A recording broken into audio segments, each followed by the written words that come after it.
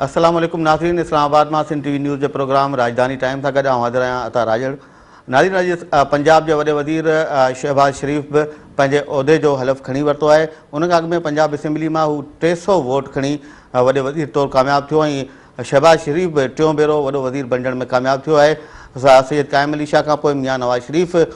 के इहो एज़ाज़ हासिल थियो। हाणे मियां शहबाज शरीफ के भी मुल्क में को आइनी उहिदो वफ़ाक़ी या सूबाई सतह ते हासिल करण जो जेको आहे सो एज़ाज़ हासिल थियो आहे। पंजाब असेंबली में जेको मुखालिफ़ दौर पारां जंहिंमें तहरीक इंसाफ़ ऐं मुस्लिम लीग काफ़ी महमूद रशीद उम्मीदवार हो ऐं उनखे सिर्फ़ु 38 वोट मिली सघिया। त हिन मां अंदाज़ो लॻाए सघिजे थो त पंजाब असेंबली में हिन वक़्तु मुस्लिम लीग केॾी वॾी अक्सरियत सां कामयाब थी आहे। मियां नवाज़ शरीफ जेको मुल्क जो नओं चूंडियल वज़ीर अज़म आहे, जंहिं कल्ह हलफ़ बि खयो, कामयाब थियण खां पोइ उहो अॼु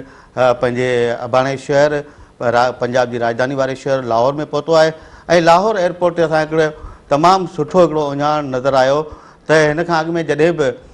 पाकिस्तान पीपल्स पार्टी सां लाॻापियल वज़ीर अज़म या ॿिया या इवन सदर पाकिस्तान बि लाहौर वेंदो रहियो त उन वक़्तु मुस्लिम लीग नून सां लाॻापियल चीफ मिनिस्टर या जेके अहम वज़ीर हुआ उहे कॾहिं बि उन इस्तक़बाल लाइ लाहौर एयरपोर्ट ते न पहुता। पर अॼु पंजाब जो गवर्नर मखदूम अहमद महमूद, जंहिंजो तालुक़ु पाकिस्तान पीपल्स पार्टी सां आहे, उहो पाण एयरपोर्ट ते मौजूदु हो, उन मियां साहब खे रिसीव कयो ऐं हाणे इम्कान इहे आहिनि त सुभाणे 10 रुकनी वफ़ाक़ी काबीना बि हलफ़ खणंदी। ओवरऑल इहा सूरत हाल आहे इस्लामाबाद मां ऐं उन ते ॻाल्हाईंदासीं। मूंसां गॾु मुंहिंजो दोस्त सिकंदर हुलियो बि मौजूदु आहे। सिकंदर महिरबानी था। सिकंदर, कल्ह तव्हां ऐं सेवाने सदर हलफ़ बरदारी वारी तक़रीब में तव्हां हिकिड़ो जामे प्रोग्राम कयो, ॿियनि दोस्तनि सां ॻाल्हि ॿोल बि तव्हां कई। ओवरऑल जेको वज़ीर अज़म जी चूंड हुई उन हवाले सां उते मुख़्तलिफ़ पार्लियामानी अॻवाननि ॻाल्हायो, ऐवान सदर में छा वियो वापिरियो हुन ते बि नसीम दौरा कुझु अपडेट कयो। ओवरऑल ॾिसूं असां इहो पिया त मखदूम अमीन फ़हीम जी तक़रीर खे जेकॾहिं हिकिड़े पासे रखूं त ऐवान सदर में जेको पुरजोश इस्तक़बाल कयो सदर आसिफ़ अली ज़रदारी,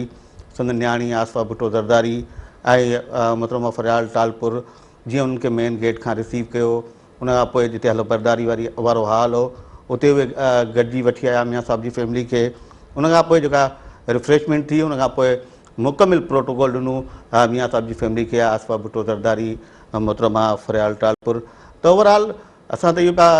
नज़र त इहो पियो अचे त पाकिस्तान पीपल्स पार्टी जेका 5 साल पहिरीं मफ़ाहिमत जी पॉलिसी शुरू कई हुई, पाकिस्तान पीपल्स पार्टी चाहे पई त उहा ई पॉलिसी कंटिन्यू कजे, मुल्क में जमहूरी रिवायतूं वधनि विझनि, वधीक मज़बूत थियनि, इंतकाम वारी हिक ॿिए ख़िलाफ़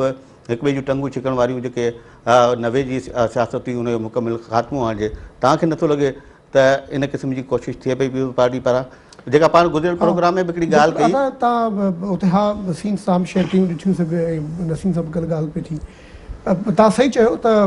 हूअं हिकिड़ो ज़रदारी साहिब जो हिकिड़ो पर्सनल गर्मजोशी वारो अंदाज़ बि हूंदो आहे। बिल्कुलु। जेकॾहिं यार दोस्तनि तव्हां ॿुधो आहे, यारनि जो यार आहे, दोस्तनि जो दोस्त आहे, वरी जिन सां हू वार्म अप कंदो आहे त एॾो प्यार मुहबत, कॾहिं चंद चुमियूं, कॾहिं हेॾां कॾहिं हेॾां, गिलानी खे गिलानी साहिब खे इहो हुनजो हिकिड़ो आहे। मियां साहिब जी त हमेशह उहो ज़ाती तौर ते इज़त कंदो ऐं पोइ दफ़े ॿिन्हिनि 2008 में सॼो मामले थियण खां पोइ जंहिं तरह सां मियां साहिब हिकिड़ी बोल्डनेस जो मुज़ाहिरो कयो ऐं गॾी ख़ुदा बख़्शायो तज़ियत करण जे लाइ, पोइ बाद में CEO जी तरतीब पार्टियूं गॾियूं आहिनि, गवर्नमेंट गॾु ठाही। पर ज़ाहिर आहे मियां साहिब उन जजिस वारे केस में, उनजे बहाली वारे केस में एॾो हाई मॉरल ग्राउंड ठाहियो, जीअं अॼु हिन बिजली जे बहरान जो ठाहियो आहे ऐं ड्रोन वारो ठाहियो आहे, त हुनजी जेका हॉकिश लॉबी मियां साहिब जे लाइ महीने खां पोइ जेके थियूं मरी में, बुरबन में ॻाल्हियूं ऐं पोइ दुबई में, उन महीने खां जे डेडलाइन खां पोइ पॉसिबल न हो जारी रखणु। पर उनजे बावजूदि तव्हां 5 सालनि में मियां नवाज़ शरीफ़ कॾहिं बि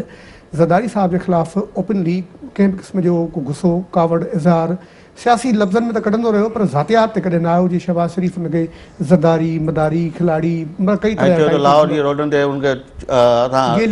हिकिड़ो हुन अक्टूबर में ख़िताबु कयो 2 साल अॻु। अच्छा, ॻाल्हि इहा त पोइ जीअं चौधरी निसार जो मामिलो, ज़ाहिर मियां साहिब ज़िंदगी में रगड़ा खाधा आहिनि, लीडरशिप हुनजे हवाले ई, त ज़रदारी साहिब हुनजी हमेशह रिस्पेक्ट कंदो रहियो। ज़रदारी साहिब कॾहिं मियां साहिब ते अटैक उन तरह न कया। हिकिड़ो दफ़ो 27 दिसंबर ते चयो मौलवी नवाज़ शरीफ़, कुझु ज़ाहिर हिकिड़ी सियासी थैट्रिक्स हूंदी आहे जेका कंदो आहे माण्हू ऐं जुमिलेबाज़ी पंहिंजी जाइ ते। पर ओवरऑल जेको 5 साल जो क्रेडिट वञे थो मियां साहिब खे हिकिड़े लिहाज़ खां हो त हुन ज़रदारी साहिब जूं टंगूं इन तरह सां कढणु न चाहियूं या गवर्नमेंट हिक ॿिए जे मैंडेट जो एतिराम कयो त ज़ाहिर आहे अॼु हुनजे मैंडेट जे एतिराम में वरी जेको मियां साहब खे पज़ीराई मिली उहा इहा त स्मूथ ट्रांज़िशन ऑफ पावर थी। अॼु स्मूथ ट्रांज़िशन ऑफ पावर त मियां साहब वरी इतिहादनि खे चईं टिनी सूबनि जे अंदरि जेके 3 डिफरेंट हुकूमतूं हूंदियूं हिन जी हुकूमतूं न हूंदियूं हुनजे पार्टी जूं उनखे बर्दाश्त पियो करे। त ज़रदारी साहब जे लाइ हिकिड़ो तमामु वॾो नुक़्ते जीअं चइबो हिकिड़ो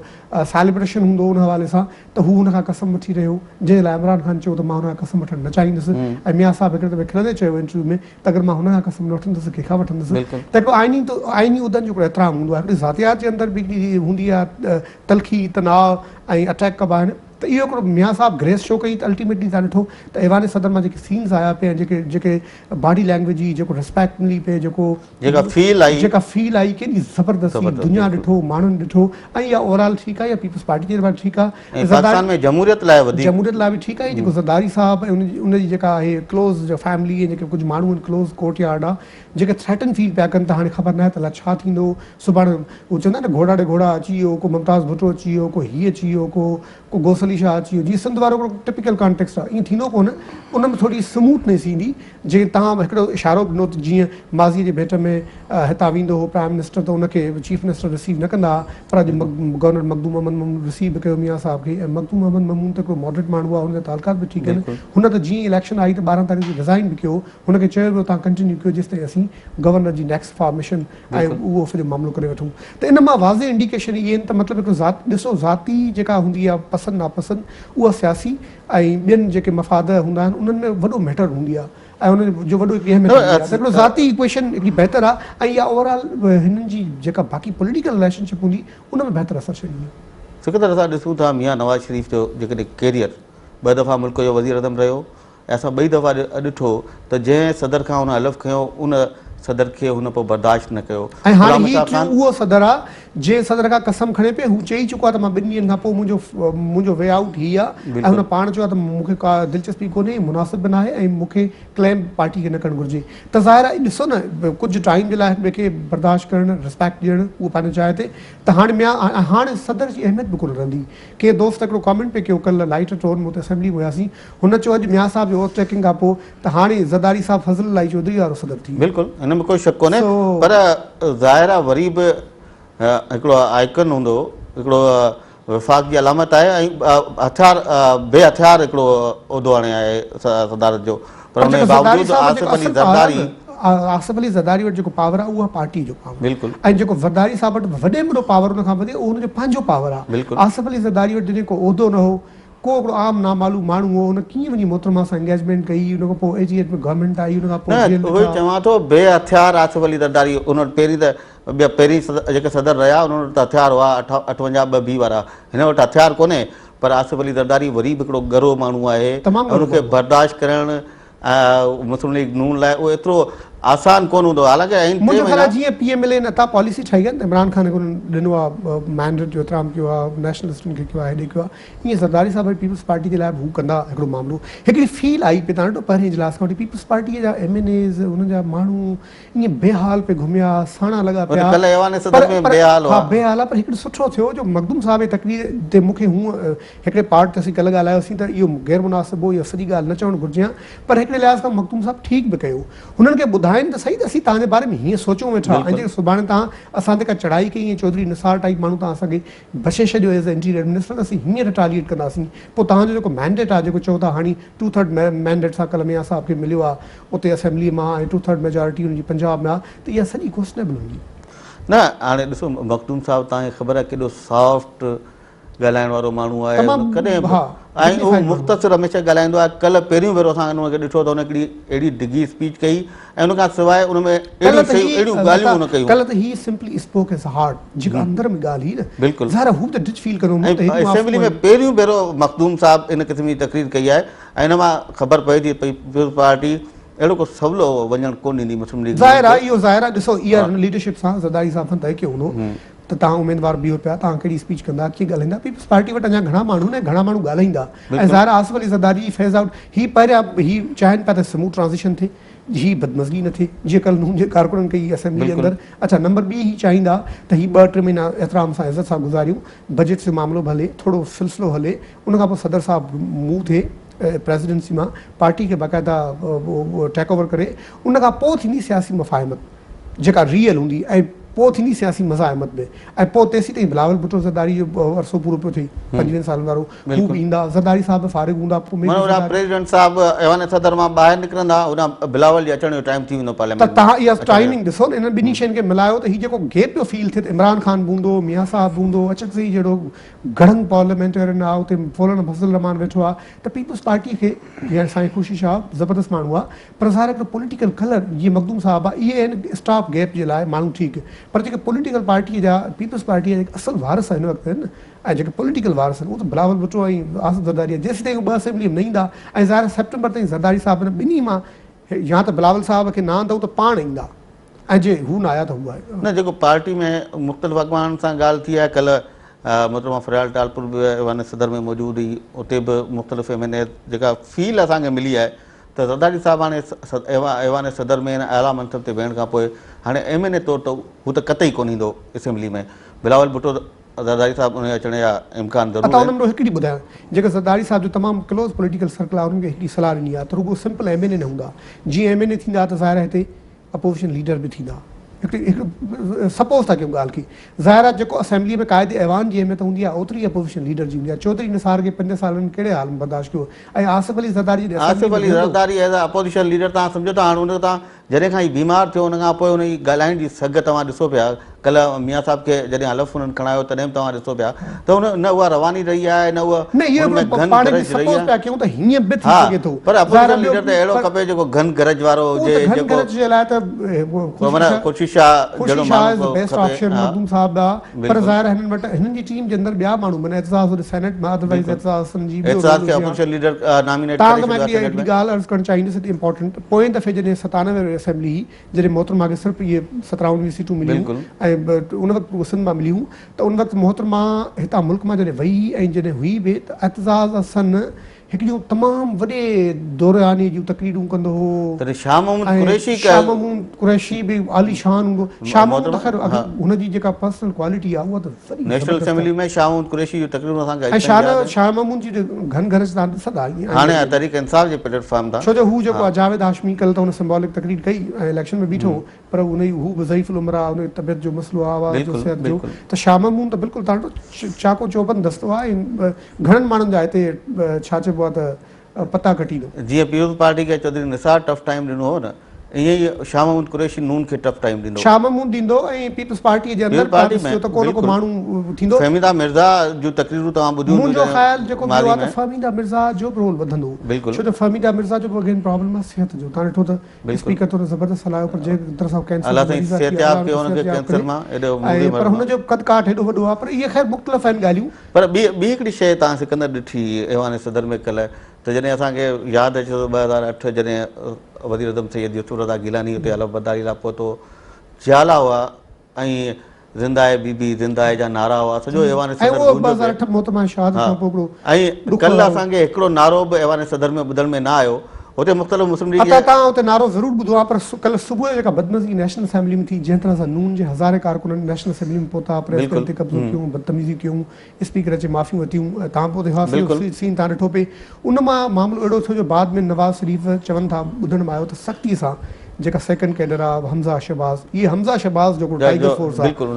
ऐं शहबाज़ हुन सभिनी खे रोकियो त बाबा कंहिं बि क़िस्म जी बदतमीज़ी न कयो जे कंदा त पीपल्स पार्टी वारा तव्हां खां वधीक नारेबाज़ आहिनि ज़रूरु हूंदा MNAs में जाला थी नारा हणंदा पोइ अहिड़ो मामिलो न पर तव्हांखे शायदि ख़बर हुजे अयाज़ सादिक खां अॻु में स्पीकर वटि जॾहिं इहा शिकायत पहुती त हुन ख्वाजा सयाद रफ़ीक़ खे ऐं ॿियनि खे मोकिलियो उन्हनि खे चयो त तव्हां वञो प्रेस गैलरी में ऐं हुते ही लाहौर ई असांजा मतवाला वेठा आहिनि पर हू न आया सयाद रफ़ीक़ ऐं ॿिया हुननि स्पीकर जी ॻाल्हि न मञी हुन खां पोइ मजबूरन स्पीकर खे अचणो पियो पर इहे सभु हमज़ा शहबाज़ जी ऐं हमज़ा शहबाज़ कीअं वेठो कल्ह पोयां ॾही ॿारहीं सीट में ज़ाहिर अल्फ़ाबेटिकल आहे हिकिड़ो ख़ामोशीअ सां बिल्कुलु सूट बूट माण्हू एॾो कूल हमज़ा शहबाज़ जो तव्हां वरी असेंबली में 5 साल पहिरियां बि हो कंहिं का ख़बर न हूंदी पंजाब वर्चुअली पीउ खां पोइ हू रन कंदो आहे अॻिते हुनखे लीडर तौर बि इमर्ज पिया कनि ऐं हेॾा मियां साहब पंहिंजी धीउ खे थोरो प्रमोट कयो आहे मरियम खे हुनजो हिकिड़ो पोस्टर ठाहियो पर हमज़ा जो वरी ॿियो हिसाबु ज़ाहिर मर्द पिया ऐं नंबर अहम ॻाल्हि तव्हां ॾिठी सभु हुआ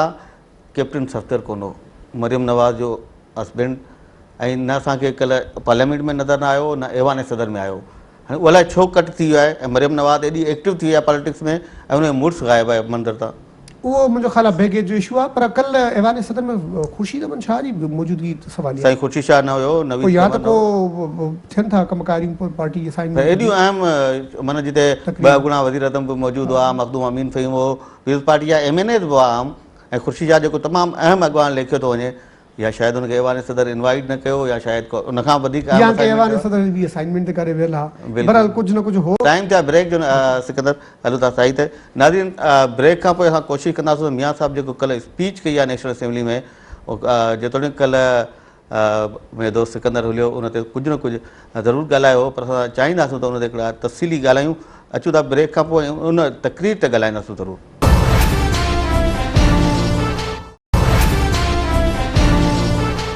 नाज़रीन, प्रोग्राम में ॿीहर भलीकार। सिकंदर, तवक़ो इहा हुई त जेका क़ौम तवक़ो पे कई, अवाम पे तवक़ो कई त मियां नवाज़ शरीफ़ चूंडिबो वज़ीर आज़म। असां ॾिठो यूसुफ गिलानी चूंडियो, पहिरें स्पीच में हुन ऐलान कयो त सभिनी जजनि खे आज़ादु करण जो हुकुम ॾियां थो। माना हिकिड़ी मैसेज वियो सॼे क़ौम वटि, अवाम वटि, ख़ुदि पार्लियामेंट में, ऐं तव्हां ॾिठो केॾी क्लिपिंग थी हुते। हा, त माना इन क़िस्म जो मियां नवाज़ शरीफ़ को पंहिंजी पहिरीं स्पीच में 100 ॾींहंनि जो, 3 महीननि जो, 6 महीननि जो या साल जो को न को अहिड़ो प्रोग्राम ॾींदो जंहिंमें उहो ॿुधाईंदो त असां हीअ करणु चाहियूं था, हीअ मामला जेके फौरी हल तलब आहिनि कंदासूं। असां ॾिठो सॼी जेका उहा तक़रीर हुनजी आहे, उहा उन तक़रीर में रुॻो लफ़ाज़ी आहे, मुख़्तलिफ़ ॻाल्हियूं आहिनि, को बि जामे हिकिड़ो प्लान कंहिं शइ ते कोन्हे। बिजली ते बि हुन चयो त उहो बाद में ॾींदासीं, ट्रांसफर ठहंदी, ग्वादर वारो इहो जेको रोड आहे चाइना खां, मुख़्तलिफ़ शयूं आहिनि, को बि अहिड़ी शइ कोन्हे जंहिंमां अवाम खे को उत्साह मिलियो हुजे। असां हुनजा 2 रीज़न्स आहिनि। हिकिड़ो इहो त मियां साहिबु हाणे तब्दील थियो आहे त ज़ाहिर आहे जेका बि ॻाल्हि करे थो तमामु फूके हू चवंदा आहिनि त नोड़ीअ नांग जो खाधल नोड़ीअ खटिजे। नंबर ॿियो इहो त ज़ाहिर स्पीच हुनखे केयरफुली वर्डेड हुनखे ठाहे ॾिनी वई हूंदी। ऐं जेके हाणे वाइदा कहिड़ा करे, हाणे जजिस त आहिनि कोन क़ैद में, या अहिड़ो को मामिलो त हो कोन, बिजली जे बारे में डेडलाइन ॾेई कोन था सघनि। उन लाइ हुन चयो त ज़ाहिर बिजली एक्चुअली हिन वक़्तु हू कनि पिया वर्किंग, हिनखे झलियो पियो त हिन वक़्तु बजट जो हीअ आहे मामिलो 3-4 ॾींहंनि में फाइनल पिया कयूं, उनजे अंदरि जेके मेजर शयूं तव्हां कंदा। पर उन खां अॻु ॿुधण में आयो त मियां साहिबु को मूंखे हिकिड़ो स्पेशल ख़िताबु कंदो, थोरो सेटल थी वठे ॾींहं 2 जे अंदरि, जेका पोइ जेको नेशनल चार्टर ऐं नेशनल एजेंडा जी ॻाल्हि त के लफ़्ज़ अहिड़ा हूंदा उन त तूं कुझु ॾियणु थो चाहे। पर हाणे ॾियण जे लाइ मुल्क में अथा ॻाल्हि इहा आहे त घणो आहे कोन, एॾो बुरो हाल आहे। ऐं जेके ही ड्रोन्स जो मसइलो आहे, वार ऑन टेरर आहे, उहा पाकिस्तानी रियासत ऐं हुकूमत रुॻो अकेले सां तइ नथी करे सघे, वज़ीर आज़म अकेले सां तइ नथो करे सघे, उन में एतिरा नेशनल इंटरनेशनल फोर्सिस इन्वॉल्व आहिनि जो मियां साहिब जे लाइ हिकिड़ो वॾो इम्तिहान आहे। पर सिकंदर, इन ते वधीक भले तव्हां ॻाल्हायो, पर 5 साल तव्हां पीपल्स पार्टी जी हुकूमत ते तनक़ीद कंदा रहियो न, त बाबा हीअ बि नथा करे सघो, हीअ बि नथा करे सघो, हीअ बि नथा करे सघो, इहा ई हाणे तव्हांजो टाइम आहे, हाणे तव्हां ॾियो। अच्छा, उहो त तव्हां पोइ दफ़े बि चयोसीं, जॾहिं तव्हां पंहिंजी पोज़ीशन तब्दील कंदा न, तव्हां हेॾा अची विया अपोज़िशन मां हुकूमत में, हुकूमत मां अपोज़िशन में, त वॾो फ़र्क़ु आहे। ज़ाहिर मियां साहिब ते ॿार अची वियो ऐं पाकिस्तानी रियासत एॾी आसान न आहे हलाइण हिन वक़्तु जेका सूरत हाल आहे। पर इन मां साबित थो थिए न हुन हुकूमत ते रुॻो तनक़ीद बराए तनक़ीद हुई। सियासत में ॾिसो, सियासत में हिकिड़ो एलिमेंट त तनक़ीद बराए तनक़ीद हूंदो आहे। कुझु जेके एलिमेंट हूंदा आहिनि उन में जैनिन बुनियादनि ते तव्हां तनक़ीद कंदा आहियो, उनजे बारे में जेको जैनिन बुनियाद आहिनि उनजे बारे में हिननि वटि जेका फील ॿुधण में आई आहे त हीअ वर्कआउट पिया कनि। हाणे वर्कआउट कनि था, मसइलो मथां ॿुधायां, हुन ते हलूं था। हिकिड़ी तव्हां बि ॻाल्हि कंदा रहिया आहियो हिते ई, त असां वटि जेका गुंजाइश आहे पावर पैदा करण जी, उहा वधीक आहे। असां 18,000 त ही करे सघनि, 18,000 आहे, 20,000 आहे, 50,000 आहे, असां वटि आहे, पर ही नथा करे सघनि। ठीकु आहे, यूनिट्स बंदि पिया, उहे शयूं ठीकु आहे न। नून लीग बि चवंदी रही त हाणे भला तव्हां उहे शयूं त हलायो न, नऊं त तव्हांखे को प्रोजेक्ट केरु कोन थो चए लॻायो। उहो इन करे नथा करे सघनि जो हाणे हुकूमत में कैबिनेट ईंदी, ही ईंदी, हिननि खे फ़िलहाल त पाकिस्तानी ब्यूरोक्रेसी जेके कंपनीज़ आहिनि, जेके लॉबीज़ आहिनि, जेके प्रॉफिट मैक्सिमाइज़र आहिनि, उन्हनि जो एॾो वॾो हिकिड़ो हिते वेस्टेड इंट्रस्ट आहिनि जो ईअं कंहिंखे करणु एतिरो आसान हुजे हा त पीपल्स पार्टी जी ज़िंदगी मौत जो मसइलो बिजली जो बुरान हल न कंदा छा? केरु चाहींदो इहो फाओ पंहिंजी गिचीअ में विझे। ऐं मियां साहिब खे फ़िलहाल त उहे लॉबीज़ वेझो अचणु न ॾींदियूं, जेके पावर प्रोड्यूसिंग कंपनीज़ आहिनि, डिस्कोज़ हुयूं या जिनकोज़ आहिनि, ॿियूं वर्किंग आहे, उनजे अंदरि ॿिया माण्हू आहिनि। इहो एतिरो आसान न आहे। हाणे ज़ाहिर ही इंक्लूड कंदा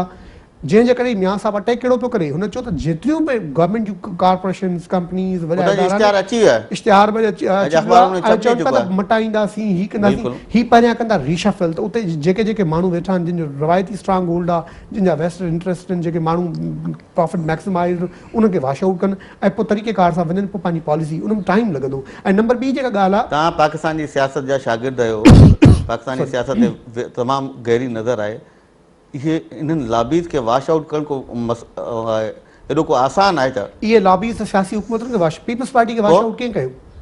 त उहे चवां थो इहो त एॾो ऐं ॿी wash जेका out करणु- ॿी जेका आहे इन लॉबीज़ खां अलावा इहा त बिज़नेस लॉ ॿी जेका पाकिस्तानी ब्यूरोक्रेसी आहे उहा ख़ुदि हिन मुल्क जो वॾे में वॾो ॼऊर वांगुरु रत वेठा चूसनि हाणे मां हिकिड़ो मिसाल थो ॿुधाइणु चाहियां सियासतदाननि जी नाकामी जो बुनियादी सबबु आहिनि ई इहे ब्यूरोक्रेट। हाणे पहिरीं मिसाल ॿुधो मियां साहब हिकिड़ो चयो छा चइबो आहे जोश ख़िताबत में उन टीम बि चयो त बाबा ऑस्टेरिटी कंदासीं ऐं कुझु मामला कंदासीं मियां साहब वज़ीर आज़म हाउस जे बजाए पंजाब हाउस में रहंदा हाणे थींदो छा आहे रवाई तौर ते हू जेके इंटेलिजेंस जा माण्हू आहिनि हेॾा जेके ॾिसंदा आहिनि जेके हिकिड़ा हुननि जे अंदरि हिकिड़ी दरबारी लाबी बि हूंदी आहे ॾिसंदा आहिनि साहब ऐं दिलि में कहिड़ी ॻाल्हि आहे मूड कहिड़ो आहे हुननि रिपोर्ट्स लिखणु शुरू कयूं त पंजाब हाउस में रहणु सेफ कोन्हे सिंध हाउस मां टपो KP हाउस मां टपो मैरियट होटल में आहे इहो जेको रेड ज़ोन आहे इन जे अंदरि वर्किंग जो इशू आहे प्राइम मिनिस्टर लाइ बहितरु आहे त प्राइम मिनिस्टर साहब प्राइम मिनिस्टर हाउस में रही तव्हां कल्ह ॾिठो पहिरियां ई कसम खयूं अञा तय कोन्हे राति वॾे में वॾो सुवाल में हलियो त बाबा प्राइम मिनिस्टर हाउस में मियां साहब रहंदो या होॾां रहंदो मियां साहब राति प्राइम मिनिस्टर हाउस में डिनर कई त हुनजी फैमिली कुझु डिप्लोमेट्स क्लोज सर्कल माण्हू आहे Guard of बाबा, honor पहिरीं थियो इन जो मतिलबु इहो थियो तव्हां माना टेको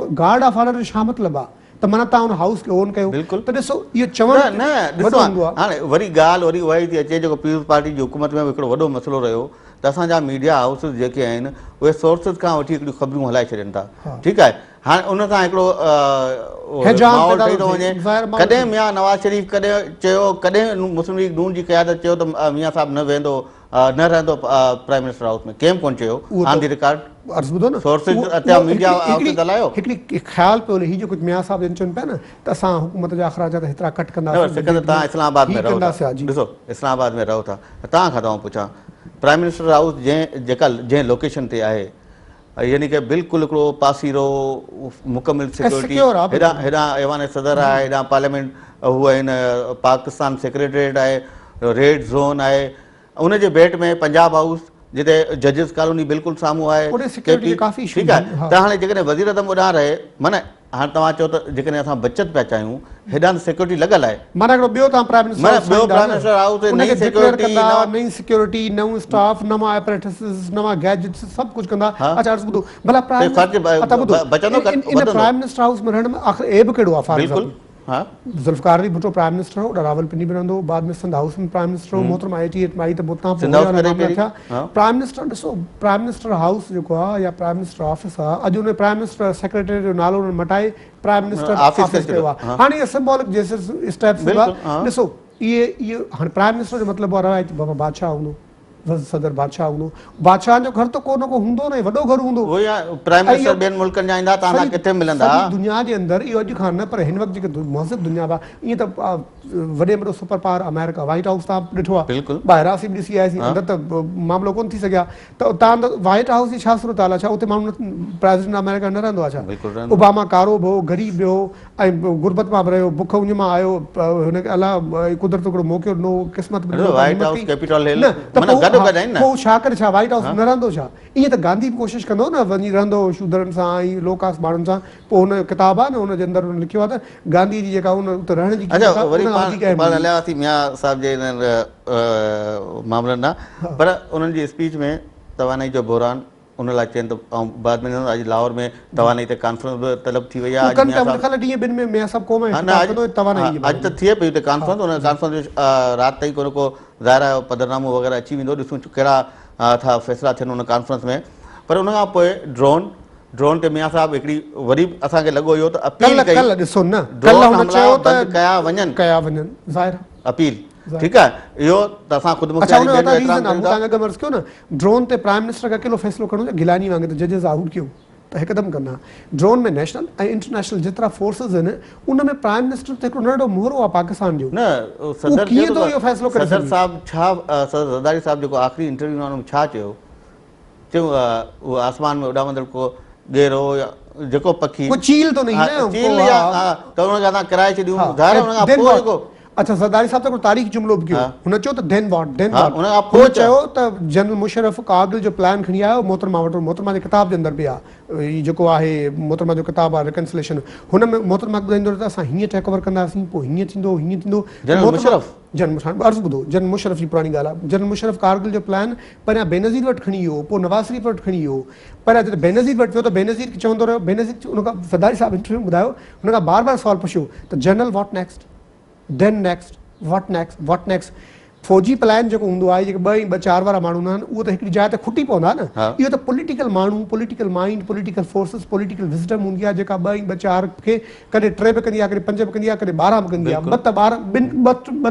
त 12 हिकिड़ी फोक विज़डम आहे पॉलिटिकल फोर्सिस में 2 त 12 थींदा आहिनि हूअं 2 जो मतिलबु 2 हिकु 2 ऐं 2 4 हूंदा त उहो ज़रदारी साहब चयो त हिननि जो जेको विजन आहे चलो हिकिड़ो पाकिस्तान में ख़्यालु आहे ड्रोन ते इन चील खे किरायो इन ड्रोन खे किरायो इन तारे खे किरायो इन ज़ालिम तारे खे किरायो पुष्ट तारो आहे या हिकिड़ो पूरो जो पूरो हिकिड़ी अज़ाब आहे कुदरत जो देन वॉट नेक्स्ट ईअं आसान तव्हां किराईंदा त पोइ तव्हांजूं छा शयूं महफ़ूज़ रहंदियूं इहे इंटरनेशनल फोर्सिस अमेरिका F-16 मुक़ाबिलो कंदा एक्ज़ैक्टली त इहो प्रॉब्लम आहे इन जे लाइ इहो सिर्फ़ु फ़ैसिलो पॉलिटिकल फोर्सिस करे सघंदियूं ऐं पॉलिटिकल फोर्सिस जेके हाणे ज़रदारी साहब मियां साहब ऐं बाक़ी दुरियूं हीअ जेका बबर शेर अची विया असेंबली में शेख रशीद खां वठी अचक ज़ही खां वठी ॿिया माण्हू इहे सभु हिकु नेशनल कंसेंसस थिए त सवात हिकिड़ो मिसाल आहे अता तव्हां हुनजी एग्ज़ाम्पल ॾिनो सवात हिकिड़ो मिसाल आहे सभु दुरियूं गॾियूं आर्मी खे हुननि ताक़त प्रोवाइड कई सवात में कामयाबु ऑपरेशन कयूं अॼु हुन सवात जे अंदरि मां 2 हफ़्ता अॻु उतां घुमी आयो आहियां एॾी बहितरीन ज़िंदगी आहे उहे ई साॻियूं फैमिली सां माण्हू वञनि था रहनि था टूरिज़म शुरू आहे त पॉसिबल त आहे डिपेंड थो करे तव्हां ॿई सवात ऐं नॉर्थ वज़ीरिस्तान ऐं साउथ वज़ीरिस्तान में फ़र्क़ु हाणे अचूं था वज़ीरिस्तान जे अंदरि नॉर्थ वज़ीरिस्तान जे अंदरि ड्रोन किथे था किरनि ॿुधो अर्ज़ु ॿुधो हिकिड़ो वक़्तु नॉर्थ वज़ीरिस्तान ऐं साउथ वज़ीरिस्तान जी बलोचिस्तान जा क़बाइली इलाइक़ा आहिनि पुरअमन तरीन पाकिस्तान जा इलाइक़ा उन्हनि खे वरी अगेन पुरअमन करे सघिजे थो उन पुरअमन करण जे पुठियां जेके फैक्टर्स आहिनि अॻु में तव्हांखे उहे एड्रेस करणा पवंदा माण्हू मारण सां शूट आउट करण सां ऐं काउंटर शूटिंग सां मसइलो हल न थींदो जेसि ताईं हुते जेके दरअंदाज़ कराए केरु पियो वॉट नेक्स्ट ॿाहिरियों दुरियूं अच्छा अॻु में ॿाहिरियूं दुरियूं अमेरिका अफगानिस्तान जेके सभु अची वेठा ॿुधो न उहो जहाद जो आहे न जहाद जो जेसिताईं जेको इहो सॼो जिन आहे ऐं जहाद जो मंत्र आहे जेसिताईं उहो बंदि न कंदा ऐं हिकिड़ो पूरो इंटरनेशनल एग्रीमेंट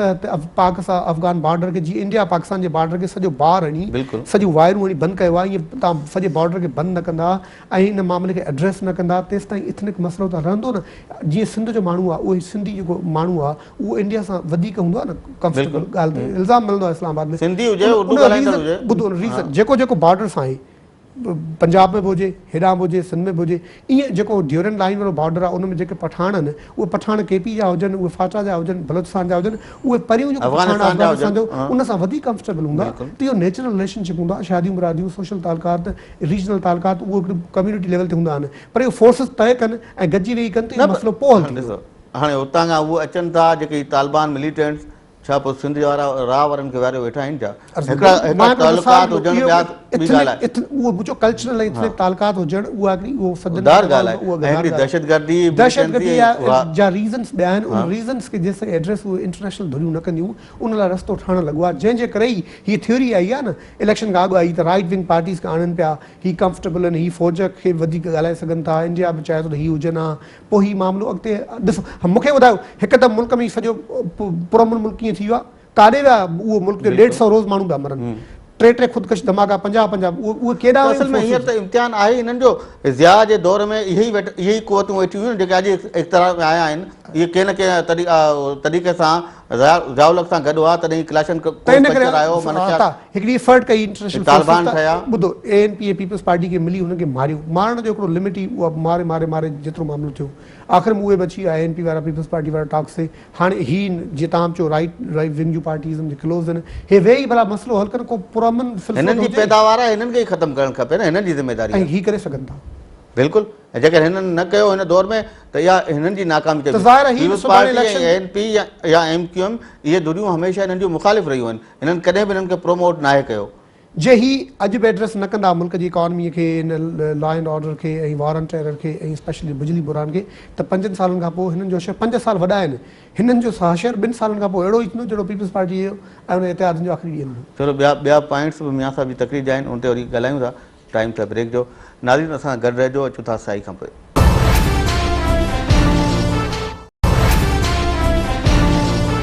नाज़रीन, प्रोग्राम में तव्हांखे ॿीहर भलीकार चऊं था। असां ॻाल्हि पिया कई मियां नवाज़ शरीफ़ जी कल्ह नेशनल असेंबली में जेका पहिरीं तकरीर हुई उन हवाले सां।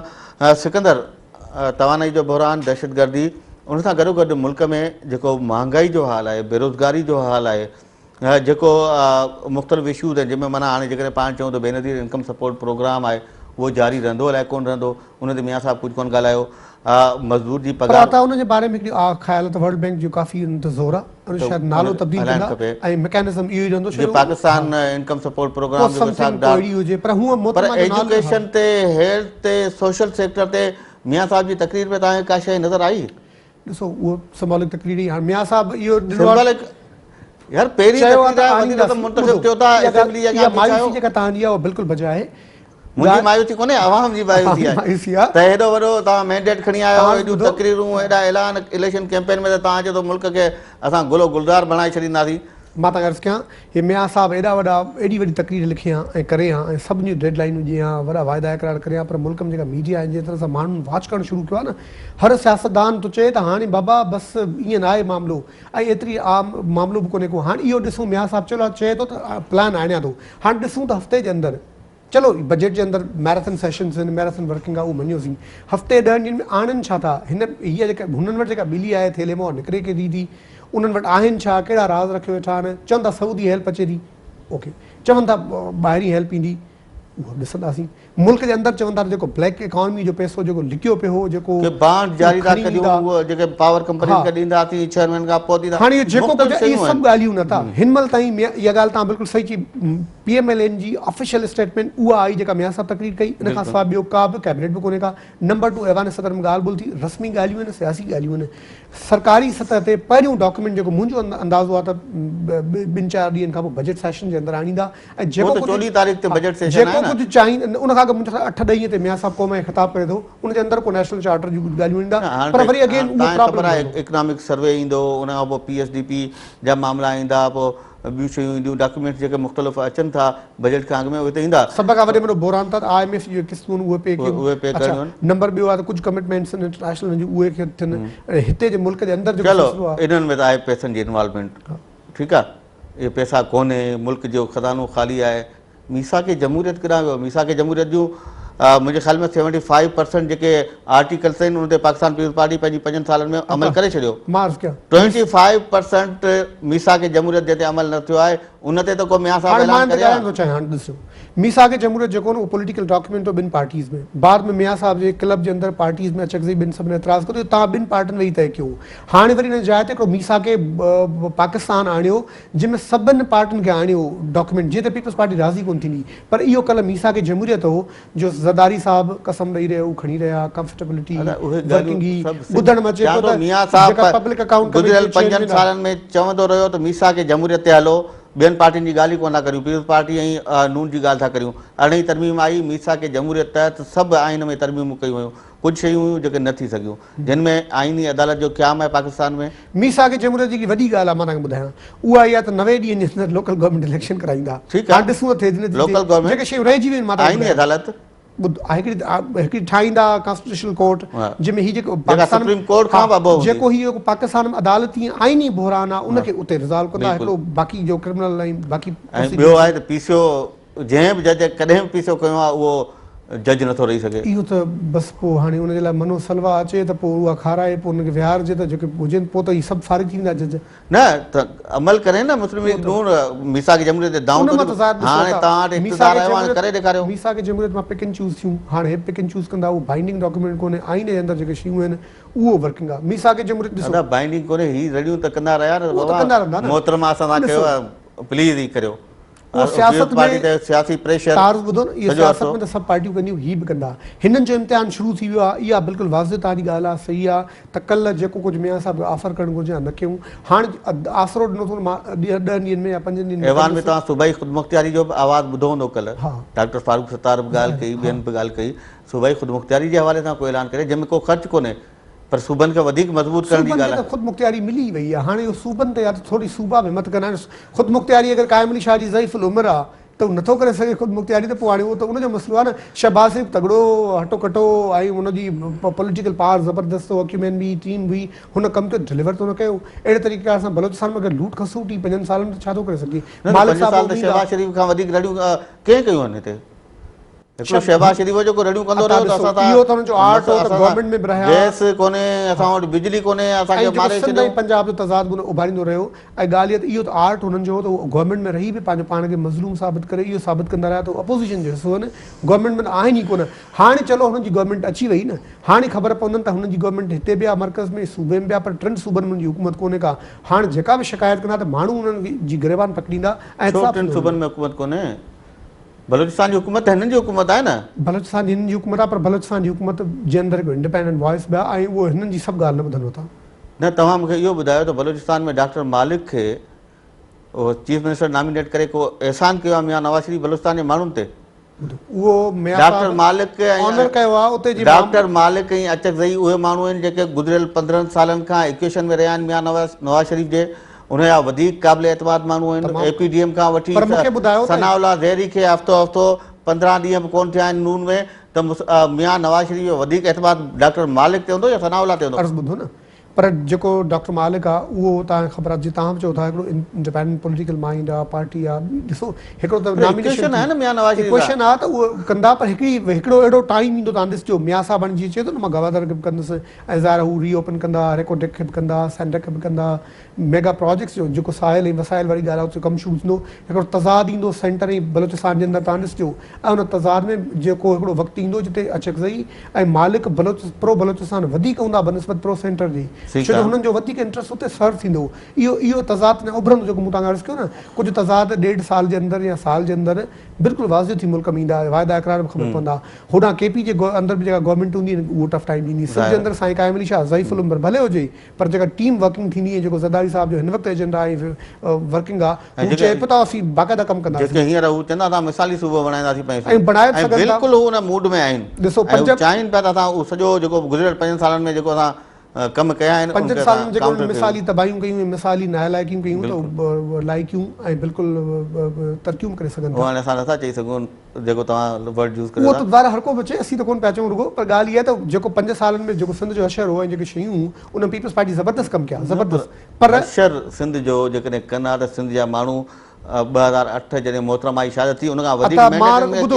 मूंखां कंहिं दोस्त बि पुछियो हुते असेंबली में हिकिड़ी जाइ ते हुयासीं, हिकिड़ी इंपॉर्टेंट शख़्स सां मुलाक़ात थी, हुन चयो टॉप एजेंडा सिंध जी छा हुजनि घुरिजे। मूं चयो साईं तव्हां कराची खां कश्मीर ताईं बिना कानवाय जे 24 कलाक गाॾियूं हलनि ऐं न फुर थिए न धाड़ो थिए, बसि सिंध अमन क़ाइमु करे वञो, अमन क़ाइमु कयो। उन खां पोइ एजुकेशन जो कमु बि शुरू थी वेंदो, पढ़ी लिखी सिंधी क़ौम आहे, तालीम जो मामले खां पोइ सिहत जो बि थींदो, म्यूनिसिपल जो बि थींदो, तव्हां ॿियो कुझु न कयो। हे सभु कूड़ था हणनि टेलीविजन ते, कश्मीर खां वठी कराची ताईं सिंध जो को बि रोड महफ़ूज़ न आहे, राति महफ़ूज़ न आहे, ॾींहुं महफ़ूज़ न आहे, अमन मान आहे। रुगो हिकिड़ो कमु कनि त बाक़ी सिंध एतिरी रिच आहे ऐं एॾी इंटरकनेक्टेड आहे जो पाणे ख़ुशहाली अची वेंदी।